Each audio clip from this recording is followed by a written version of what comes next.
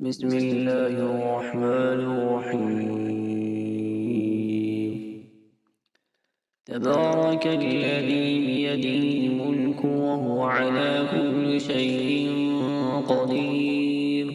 الذي خلق الموت والحياة ليبلوكم أيكم أحسن عملا وهو العزيز الغفور. الذي خلق 7 سماوات طباقا ما ترى في خلق الرحمن من تفاوت وارجع البصر هل ترى من فطور ثم ارجع البصر كرتين ينقلب إليك البصر خاسئا وهو حسير